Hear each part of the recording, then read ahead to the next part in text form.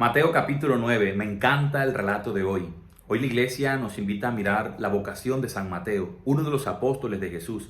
Y es curioso, hermanos, porque en el grupo de los 12 apóstoles Jesús promueve la unidad en medio de la diversidad. Encontramos que Jesús elige a unos que hacían parte del grupo de los celotas, es decir, que eran los guerrilleros de la época, en cuanto que se oponían al gobierno oficial, que era el gobierno del Imperio Romano, y ellos buscaban la liberación armada del pueblo de Israel. Y Jesús llama a uno de ellos, a uno de los celotes. Hace parte del grupo de los discípulos, pero otros que no están en contra del Imperio Romano, sino a favor, como Mateo, es el caso de hoy, también Jesús lo llama. Y Jesús se convierte en un punto de unidad en medio de la diversidad, de dos maneras de ver la vida distinta, de hablar, de pensar y de actuar diferente. Jesús, a través de su elección, de su llamado, de su amor, hace que puedan convivir personas que piensan y que actúan completamente desde ópticas distintas, desde maneras de ver la vida diferentes.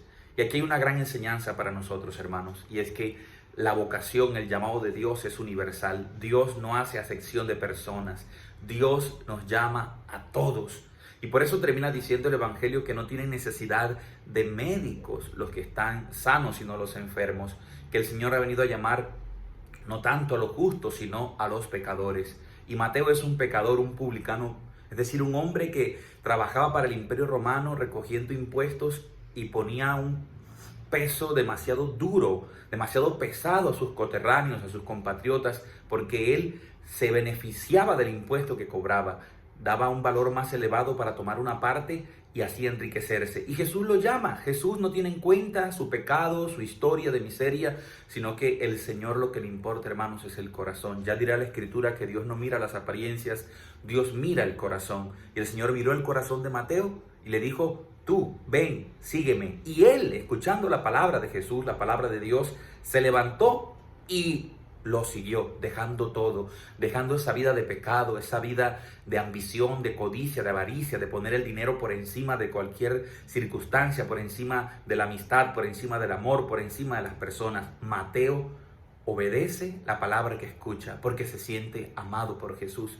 Y en la vocación de Mateo, hermanos, entendemos que Dios no llama a las personas dignas, sino que Dios hace dignos a quien llama.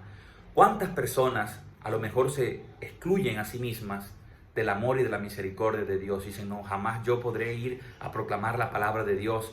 Yo no me siento llamado y elegido por Dios a ir a una misa, a pertenecer a un grupo, a Emaús, a la renovación carismática, al camino neocatecumenal, a Hakuna, a los focolares, al Opus Dei, a cualquier realidad dentro de la iglesia. Nos sentimos muchas veces indignos, que no merecemos estar en la presencia del Señor. Hoy la vocación de Mateo nos manifiesta que eso es un engaño, porque Dios no llama a los dignos, Dios hace dignos a los que llama.